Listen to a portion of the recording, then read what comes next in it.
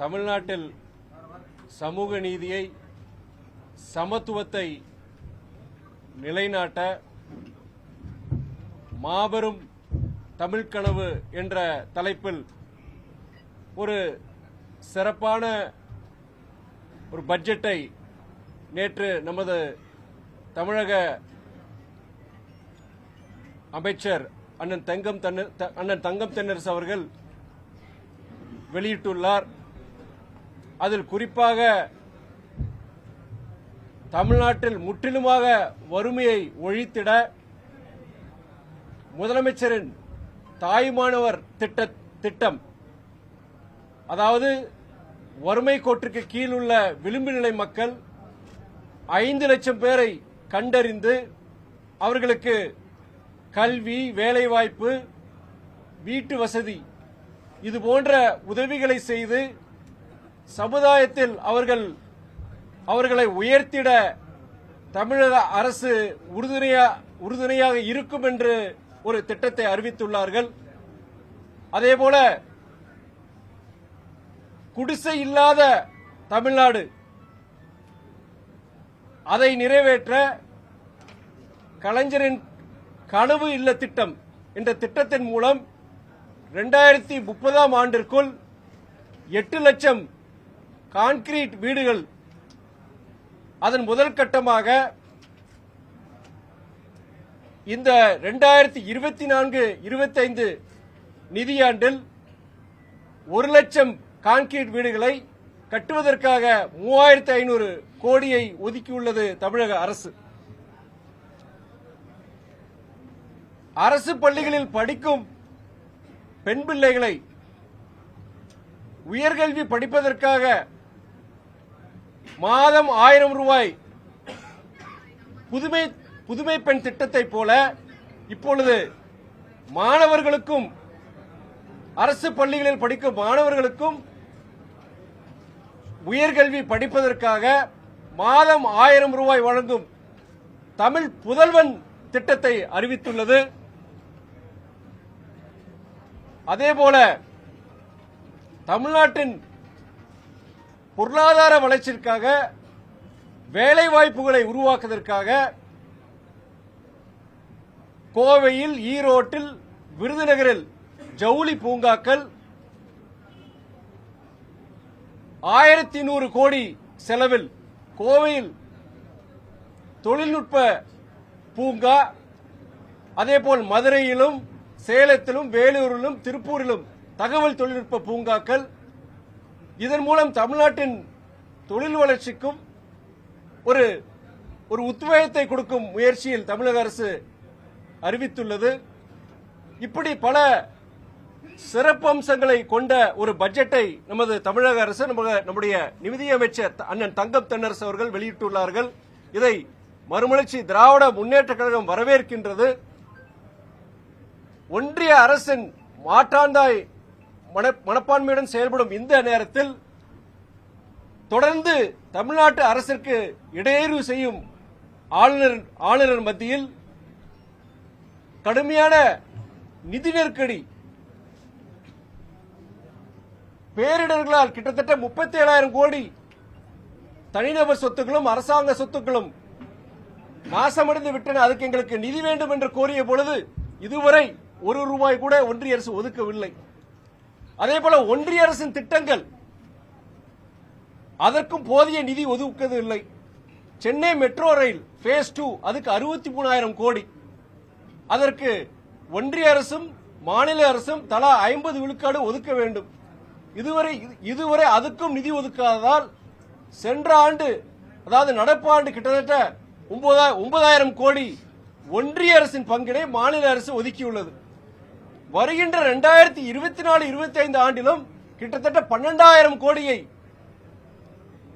மாநில அரசு, ஒன்றிய அரசு போதிய நிதியை ஒதுக்கவில்லை என்பதால் மாநில அரசு அந்த பொறுப்பை எடுத்துக்கொண்டு கிட்டத்தட்ட நடப்பாண்டில் வருகின்ற ஆண்டு கிட்டத்தட்ட 12,000 கோடியை ஒதுக்கியுள்ளது. அதேபோல மோடி இல்ல திட்டம் சொல்றாங்க, மோடி திட்டம் சொல்றாங்க. இன்னைக்கு அதுக்கும் அவங்க கிட்டத்தட்ட 2 லட்சத்து ஒரு வீடு கட்டுறதுக்கு 2,40,000 ரூபாய் ஆகுது. அதுலயே 50 விழுக்காடு மாநில அரசு, 1,20,000, ஒன்றிய அரசு 1,20,000 ஒதுக்கணும். அதுக்கும் நிதி ஒதுக்காதனால அதுக்குமே நம்மளுடைய மாநில அரசு நிதி ஒதுக்குது.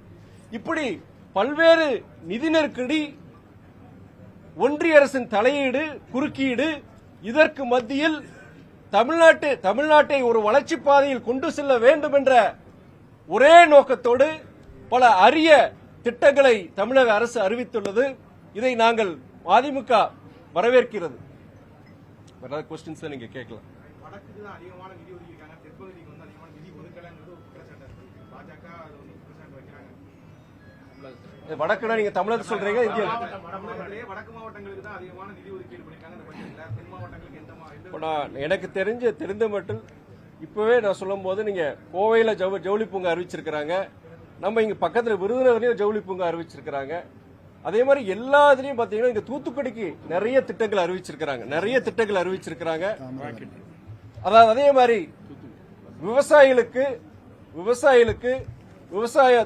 தொழிலாளருக்கு ஆதாரமா இருக்கும் நம்முடைய காவேரி, வைகை, தாமிரபரணி, நொய்யல் இந்த ஆற்றுகளை புனரமைப்பதற்காக அது அடுத்த ஒரு திட்டத்தை அறிவிக்கிறது சொல்லி அரசு சொல்லியிருக்கு. அதனால இதுல வந்து நீங்க தமிழகம் முழுவதும் அதாவது திராவிட மாடல் அரசுன்னு அவங்க என்ன சொல்றாங்க, எல்லாம் அனைவருக்கும் கிடைக்க வேண்டும் தான். இதுல வந்து வடக்கு வேற தெற்கு வேற கிடையாது. தமிழ்நாட்டிற்கு அனைத்து மக்களும், எல்லா பிற்படுத்தப்பட்ட மக்கள், பட்டியலின மக்கள், அதே நேரத்தில் நீங்க சொல்ற மாதிரி வட மாவட்டங்கள், தென் மாவட்டங்கள் எல்லாருக்கும் எல்லாம் கிடைக்கணும்னு சொல்றதா திராவிட மாடல் அரசு சொல்லி நம்ம அரசாங்கம் சொல்லுது. அதனால அப்படி ஒரு இது நான் பார்க்கலாம். தமிழ்நாடு இந்த முக்கியமா நீங்க எல்லாரும் என்ன சொல்லணும் பார்க்கணும்னா, கிட்டத்தட்ட ஏற்கனவே உங்களுக்கு எல்லாருக்கும் தெரியும் ஒரு பெரிய ஒரு நிதிநிலை நெருக்கடி தமிழ்நாட்டு அரசுக்கு இருக்கு. நீங்க சமீபத்தில் நடந்த இந்த பேரிடர்கள், நீங்க சென்னையிலும் சரி தூத்துக்குடியிலும் சரி கிட்டத்தட்ட 37,000 கோடி சேதாரம்னு சொன்னாங்க. அதுக்கு இதுவரைக்கும் ஒத்த பைசா வரல. மெட்ரோ ரயில் 63,000 கோடி, அதுக்கு அவங்க ஒன்றிய அரசு ஒரு பைசா ஒதுக்கல. இது எல்லாம் என்னன்னா நம்மளுடைய அதே நேரத்தில் இன்னொரு முக்கியமான விஷயம் என்னன்னா, நீங்க டான்ஜெட்கோ அதாவது உங்களுடைய தமிழ்நாடு மின்சாரத்துறை அவங்களுக்கு வந்து கிட்டத்தட்ட நிறைய அதாவது நிதி நெருக்கடி இழப்பு, அதாவது லாஸ்ல ஓடிட்டு இருக்கு. போன வருஷம் கிட்டத்தட்ட 17,000 கோடி நஷ்டத்தை வந்து மின்சாரத்துறை டான்ஜெட்கோ உடைய அந்த நஷ்டத்தை தமிழக அரசு தான் ஏத்துட்டு இருக்கு. அது ஒன்றிய அரசு நிர்பந்தத்தினால. இந்த வருஷம் கிட்டத்தட்ட 14,000 2024-25க்கு கிட்டத்தட்ட 14,000 கோடி நம்முடைய மின்துறையுடைய நஷ்டத்தை தமிழக அரசு ஏத்துக்க போகுது. இதெல்லாம் வந்து இது போக வந்து இவ்வளவு இந்த திட்டங்களுக்கு நிதி ஒதுக்கி இருக்கிறாங்க. இது ஒரு மிகப்பெரிய ஒரு சவாலான இந்த நேரத்தில் இவ்வளவு ஒரு சிறப்பான ஒரு பட்ஜெட்டை கொண்டு வந்தது பெரிய விஷயம் தான். எல்லாரும் பாராட்டுறாங்க, எதிர்கட்சிகளை தவிர. எதிர்கட்சிகள் பொறுத்த வரைக்கும் அவங்க விமர்சனம் வைக்க வேண்டியது அவங்களுடைய அரசியல் காட்டு வைக்கிறாங்க. கடந்த பட்ஜெட்டை விட இப்ப 44,000-45,000 கோடி வருமானம் குறைஞ்சிருக்குங்கிறது நிதியமைச்சர் சொல்றாரு. வருமானம் குறைஞ்சுன்னா எப்படி நம்ம செலவரிட்டு இது ஈடுகட்ட முடியும்? ரெண்டாவது, மதுரையில போன வருஷம் வந்து இந்த டைடல் பார்க் வரும்னு சொல்லி போன பட்ஜெட்ல சொன்னாங்க, இதுவரைக்கும் வரல. அறிவிப்புகள் தான் தொடர்ந்து மத்திய அரசு அவங்க சொல்றாங்கன்னு சொல்ற, இதே மாநில அரசு அதே வேலையை தானே செய்யுது. எப்படி பார்க்கறீங்க? அதாவது நீங்க சொல்றீங்க வந்து நீங்கள பத்திரிகையாளர் நண்பர் நீங்களே சொல்றீங்க உங்களுடைய தரவுகள் படி, அதாவது வரவுகள் அரசு வருமானம் குறைஞ்சிருச்சுன்னு சொல்றீங்க. நிதியமைச்சர் சொல்லியிருக்காரு 40,000 கோடி குறைஞ்சிருக்குன்னு சொல்றீங்க. ஆனா அதுக்கு காரணம் வந்து என்ன முக்கியமான இந்த டெபிசிட்டுக்கு, இந்த பினான்ஸ் டெபிசிட்டுக்கு முக்கியமான காரணங்கள் என்னன்னா, நீங்க இந்த பேரிடர்களால வந்த ஒரு சேதாரம் கிட்டத்தட்ட 37,000 கோடி. ஏற்கனவே சொன்ன மாதிரி டான்ஜெட்கோ தமிழ்நாடு மின்துறை அவங்களுடைய நஷ்டம் கிட்டத்தட்ட போன வருஷம் 17,000 கோடி, நடப்பு வருஷத்துல கிட்டத்தட்ட 14,000 கோடி. அதுக்குண்டான செலவுகள் தமிழக அரசு ஏத்துக்க வேண்டிய சூழ்நிலை இருக்கு. இதுல வேற ஜிஎஸ்டி அமல்படுத்துறதுல கிட்டத்தட்ட தமிழக அரசுக்கு வந்து வருஷம் கிட்டத்தட்ட 20,000 கோடி டெபிசிட் இருக்கு. இது போன்ற சில சூழ்நிலைகளாலதான் தமிழக அரசுக்கு ஒரு மிகப்பெரிய ஒரு வருவாய் பற்றாக்குறை ஏற்பட்டிருக்குங்கிறது நம்ம அரசாங்கம் சொல்லியிருக்கு. இருந்த போதிலும் அவங்க தமிழக அரசாங்கங்களுடைய அமைச்சர் என்ன சொல்லியிருக்கிறாங்கன்னா, வரும் காலங்கள்ல நிதியை பெருக்கிறதுக்கு உண்டான முயற்சிகள், அதாவது டாக்ஸ் இவேஷன், நீங்க ஜிஎஸ்டியும் சரி கமர்ஷியல் டாக்ஸும் சரி, அதுக்கு டாக்ஸ் இவேஷன் பண்ண முடியாத அளவுக்கு சில ஏற்பாடுகள் செஞ்சிருக்கிறாங்க. குறிப்பா ஐஐடி ஹைதராபாத்ல இருந்து அவங்களோட ஒரு புரிந்துணர்வு ஒப்பந்தங்கள், அதாவது வந்து உங்களுக்கு அதுக்குன்னு ஒரு சாப்ட்வேர் டேட்டா அனலிட்டிக்ஸ் மூலியமா இந்த மாதிரி வரி வைப்புகள் செய்யறது இனிமே வருங்காலங்களில் கடினம். அது வரி அதாவது ரெவன்யூ இந்த மாதிரி வரிகளை இது பண்றதுக்கோ சுலபமாக்குறதுக்கோ அந்த இதெல்லாம் சில ஏற்பாடு செஞ்சிருக்க சொல்றாங்க. அதுவும் இல்லாம என்னன்னா இது போன்ற சில பிரச்சனைகளால நீங்க சொல்ற மாதிரி பேரிடர்னால வந்த நெருக்கடி, அதே நேரத்தில் ஜிஎஸ்டி அமல்படுத்துறது, அதனால வந்த கிட்டத்தட்ட 20,000 வருஷத்துக்கு 20,000 கூட இழப்பு, இது போன்ற காரணத்தினால தான் டெபிசிட் இருக்கு. பட் இருந்த போதிலும் அவங்க 15th பிளானிங் கமிஷன் 15வது நிதிக்குழு அவங்க என்ன சொல்லியிருக்காங்கன்னா, கிராஸ் ஸ்டேட் டொமஸ்டிக் ப்ராடக்ட், அதாவது மாநிலத்தின் உள்நாட்டு உற்பத்தி, அதுல 3% மேல போயிடக்கூடாது, டெபிசிட் போயிடக்கூடாதுன்னு சொல்லியிருக்காங்க. ஆனா அதுக்கு உட்பட்டு கிட்டத்தட்ட 3.46 விழுக்காடு தான் இன்னைக்கு இருக்கு, அந்த டெபிசிட் இருக்கு. அதாவது கட்டுப்பாட்டுக்குள் இருக்குன்னு சொல்றாங்க. வர காலங்கள் நீங்க சொல்ற மாதிரி வருவாயை பெருக்கி அதே நேரத்தில் இது போன்ற விஷயங்கள்ல கொஞ்சம் கவனம் செலுத்துறாங்க. கண்டிப்பா நீங்க நாங்க அறிவிக்கிற திட்டங்களை நாங்க கண்டிப்பா செயல்படுத்தணும்னு சொல்லியிருக்காங்க. நான் ஒண்ணு சொல்றேன், நீங்க திட்டத்தில் அறிவிக்கிறாங்க, செயல்படுத்தணும்னு சொல்றாங்க. நான் பாக்குறேன், சென்னையில் இருக்கிறேன் நான். மெட்ரோ ரயிலுக்கு ஃபேஸ் 2க்கு ஒத்த பைசா அவங்க கொடுக்கல. 2 வருஷம் முன்னாடியே கேபினெட் கமிட்டி ஆன் எக்கனாமிக் அஃபேர்ஸ்க்கு ப்ரொபோசல் கொடுத்துட்டாங்க. அவங்க அப்ரூவ் பண்ணாதான் ஒன்றிய அரசோட நிதி வரும். இது வரைக்கும் வரல. ஆனா அந்த திட்டம் நின்றக்கூடாது. ஏன்னா நீங்க மெட்ராஸுக்கு வர்றவங்க பார்க்கலாம், மெட்ரோ ரயில் பாத்தீங்கன்னா அந்த 2வது எல்லா இடங்களிலும் வேலை நடந்துட்டு இருக்கு. அதனால கடுமையான போக்குவரத்து நெருக்கடி ஏற்படுது. இதனால அரசாங்கத்துக்கு பெரிய ஒரு நெருக்கடி. திட்டத்தையும் செயல்படுத்துறோம், அதனால ஜனங்களும் சிரமப்படுறாங்கன்னு சொல்லிட்டு ஒன்றிய அரசு நிதி கொடுக்காட்டியும் பரவாயில்ல, நம்ம மாநில நிதியிலிருந்து இது ஒதுக்குவோன்னு சொல்லிட்டு இனிய வேலை நடந்துட்டு இருக்கு. நீங்க எல்லாம் ரொம்ப வேகமா நடந்துட்டு இருக்கு, வேலைகள் நடந்துட்டு இருக்கு. 2025-26க்குள்ள அந்த திட்டத்தை செயல்படுத்திட்டு சொல்லி அதுல இருக்காங்க. இது மாதிரி நாங்க பாக்குறோம். நாங்க சில திட்டங்கள் பொறுத்த வரைக்கும் அவங்க அறிவிச்சது, சென்ற ஆண்டு அறிவிச்சது வேலைகள் நடத்துறதுக்கு ஏற்பாடு இருக்கு. முழுமையாக செயல்படுத்தாத காரணம் பாத்தீங்கன்னா இருக்கிற நிதி சூழ்நிலை. இல்ல எனக்கு ஃபேவரான தொகுதிங்கிறத விட எங்க அதாவது நான் அதை மாதிரி பார்க்கல. தமிழ்நாட்டு 39 தொகுதிகள் இருக்கு. எங்களை பொறுத்தவரை தமிழ்நாட்டு அரசின் செயல்பாட்டால், நம்முடைய தமிழக முதலமைச்சர் அண்ணன் தளபதி அவர்கள் சிறப்பான செயல்பாட்டால் 39 தொகுதியிலும் எங்களுடைய கூட்டணி வெற்றி பெறும். அது நாங்க தனியா பாக்குறதுல எங்களுடைய வேட்பாளர்கள் எங்களுடைய இந்தியா கூட்டணியின் வேட்பாளர்கள் 39 தொகுதியிலையும் எங்க நிலம் ஜெயிப்பாங்க. நாங்க அப்படிதான் நான் பாக்குறேன். சாதகமான தொகுதி, பாதகமான தொகுதி நான் எதையும் பார்க்க முடியாது. கூட்டணி சரி,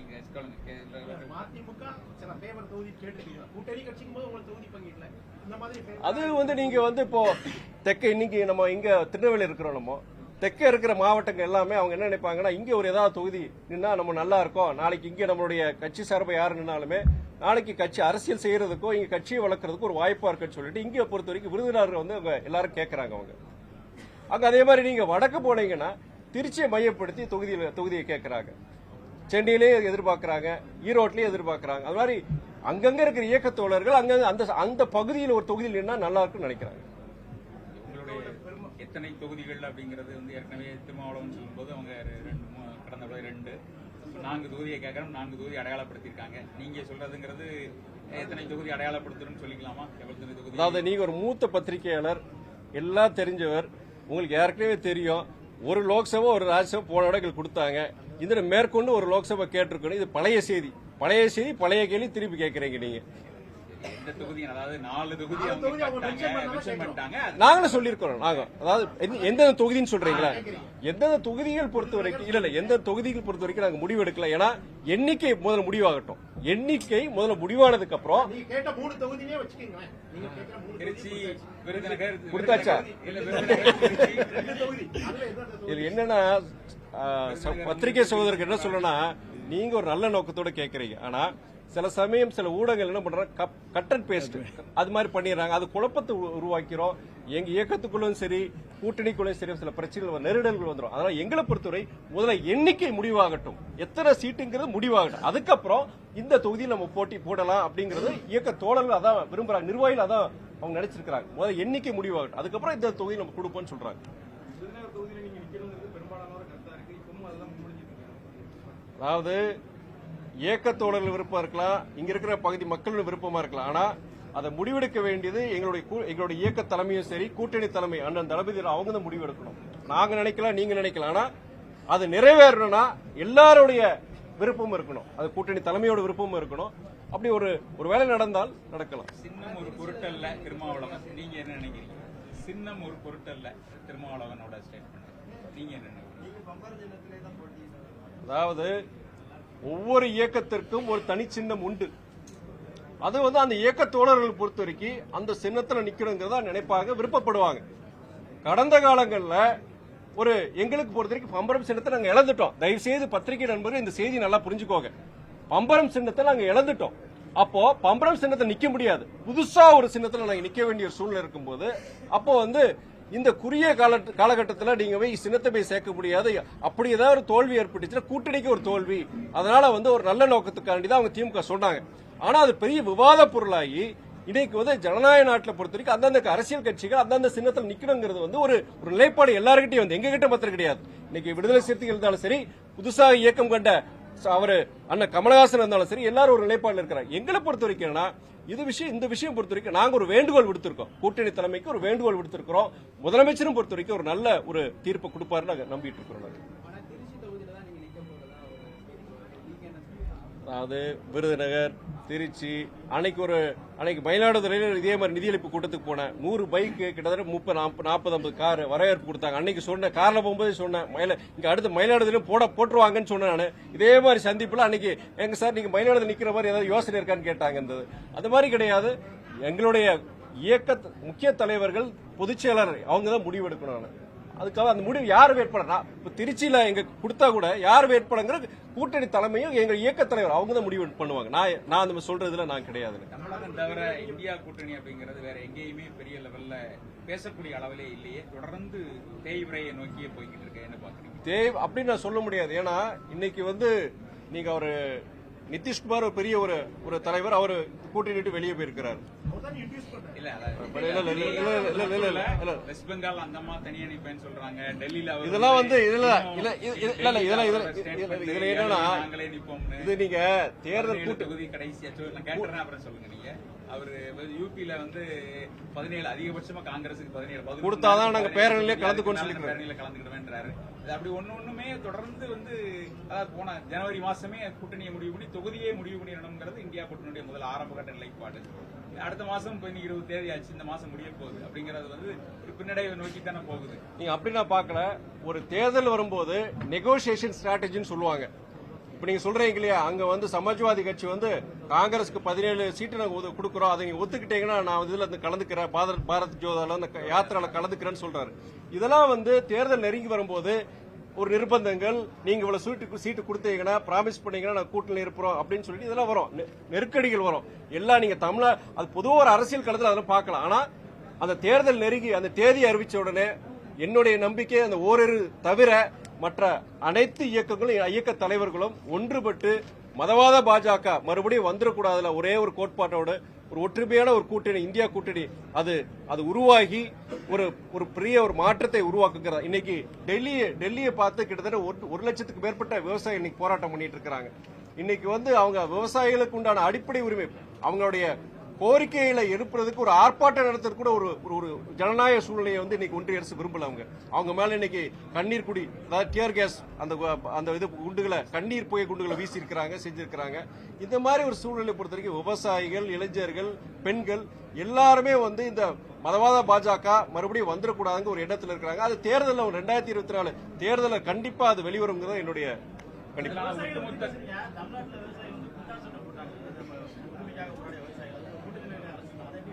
இல்ல நாங்க அன்னைக்கு சொன்ன வந்து அந்த இது பொறுத்த வரைக்கும் அன்னைக்கு அந்த விவசாயிகள் பொறுத்த வரைக்கும் அந்த சில பேர் அது ஒரு தவிர்க்கப்பட வேண்டிய ஒன்றுதான். அதுல வந்து நாங்க மாற்றுக்கிறது கிடையாது. நாங்களும் அன்னைக்கு எங்களுடைய பொதுச் செயலர் தலைவர் வைகோவுமே அந்த அறிக்கை கொடுத்துட்டாங்க. கண்டிப்பா வந்து அவருக்கு மேல அந்த வழக்குல அவங்க வந்து விடுவிக்கணும்னு சொல்லி நாங்க இது பண்ணோம். தவறான ஒன்று தான் நாங்க பார்த்தோம். அன்னைக்கு அப்படியே சொல்லி அறிக்கை விட்டுருந்தோம்.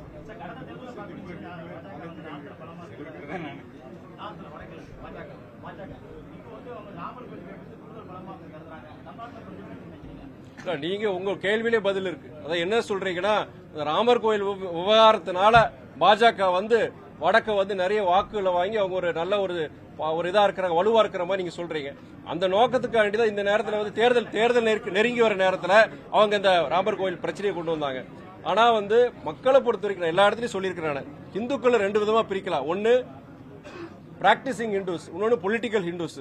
தமிழ்நாட்டை பொறுத்த வரைக்கும் என்னன்னா, இங்க இருக்கிறவங்க எல்லாருமே வந்து ஒரு 99 விழுக்காடு பிராக்டிசிங் ஹிந்துஸா தான் இருக்கிறாங்க. அவங்க கண்டிப்பா வந்து இவங்க தமிழ்நாடு அதுக்கு வாய்ப்பே கிடையாது. வடக்கம் பொறுத்த வரைக்கும் என்னன்னா தேர்தல் பிரச்சாரம் சூடு பிடிக்க இவங்க இந்த கோயில் இந்த மதம் சார்ந்த விஷயங்களை வச்சுக்கிட்டு அவங்க 9 வருஷத்துக்கு முன்னாடி மோடி அவர்கள் என்ன வாக்குறுதிகள் கொடுத்தாரு, அன்னைக்கு என்ன சொன்னாரு, வருஷத்துக்கு 2 கோடி புதிய வேலை வாய்ப்புகள் சொன்னாரு. இந்த 9 வருஷத்துல 18 கோடி புதிய வேலை வாய்ப்புகள் உருவாக்கி இருக்கணும். பண்ணாரா? இல்ல. பெட்ரோல் டீசல் விலையை குறைப்பேன்னு சொன்னாரு. அவர் வரும்போது ஆட்சிக்கு வரும்போது பெட்ரோல் விலை 72, டீசல் விலை 55. இன்னைக்கு பெட்ரோல் விலை 102, டீசல் விலை 94. அதே நேரத்தில் சர்வதேச சந்தையில் கச்சா எண்ணெய் விலை கூடி போச்சு, அதனாலதான் நான் கூட்டேன்னு சொன்னாரு. இன்னைக்கு அவங்க ரஷ்யா கிட்ட வாங்குற கச்சா எண்ணெயோட விலை பீப்பாக்கு வெறும் $60 தான். அன்னைக்கோட ரேட்டோட குறைஞ்சிருச்சு. ஆனா அவங்க குறைக்கல. தேர்தல் மேபி இந்த ஒரு 10 நாள் அறிவிப்பு வந்தா வரலாம், குறைக்கலாம். அதே மாதிரி சமையல் கேஸ் சிலிண்டர் அதுவுமே கிட்ட 450, இன்னைக்கு $900. அதே நேரத்தில் விவசாயிகளுடைய வருமானத்தை இரட்டிப்பாக்குன்னு சொன்னா அதுவும் செய்யல. 1.5 லட்சம் விவசாயிகள் செத்துருக்காங்க இந்த 9 வருஷத்துல. இது மாதிரி பல்வேறு விஷயங்களை அவர் கொடுத்த வாக்குறுதியில் நிறைவேற்றல. இது மாதிரி மக்களை திசை திருப்பதற்காண்டி அது மதத்தை பயன்படுத்துறாங்க. தமிழ்நாடு சில ஜாதி அமைப்புகளை கூட்டணியில் வச்சுக்கிட்டு மக்களை ஏமாத்துறாங்க. ஆனா நாங்க எங்க இந்தியா கூட்டணியை பொறுத்தவரை இந்த தேர்தல் களத்தை பொறுத்தவரைக்கும் எங்களுடைய பிரச்சாரம் மூலம் இவங்களுடைய இந்த தவறான பிரச்சாரம் தவறான இதை மக்கள் கிட்ட சொல்லி மக்கள் கண்டிப்பா ஒரு நல்ல முடிவு கொடுப்பாங்க. இவ்வளவு குற்றச்சாட்டுகள் சொல்றீங்க, அனைத்தையும் தாண்டி மத்தியில் இருக்கக்கூடிய ஆட்சி மீண்டும் வந்துடும், 370 சீட் ஜெயிச்சிரும் பிரதமர் சொல்றாரு. நிறைய ஊடகங்களுடைய கருத்து கணிப்புகள் அவங்க சாதகமா தான் இருக்கு. 400 கூட்டணி ஜெயிச்சிரும். உங்க பார்வை? அதாவது இது பாஜகவே இதை ஏற்படுத்தி அப்படி ஒரு பிம்பத்தை உருவாக்குறாங்க. 400 சீட்டுக்கு மேல அங்க ஜெயிச்சிரும் சொல்லி பிம்பத்தை உருவாக்குறாங்க. அது மக்கள் மேல நம்பிக்கையோட அந்த இவிஎம் ஹேக்கிங்கிற அது மேல நம்பிக்கை வச்சிருக்காங்களோ எனக்கு சந்தேகம் வருது.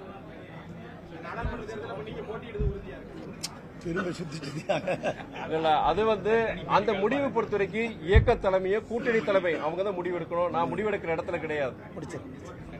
நன்றி தோழர்கள் எல்லாருக்கும் நன்றி. இல்ல வேற ஏதாவது கேள்வி கேட்கட்டும், ஒன்னும் பிரச்சனை கிடையாது. அவங்களுக்கு தேவையானது நீங்க தான் நேரடியா வர மாட்டீங்கல்ல. நன்றி.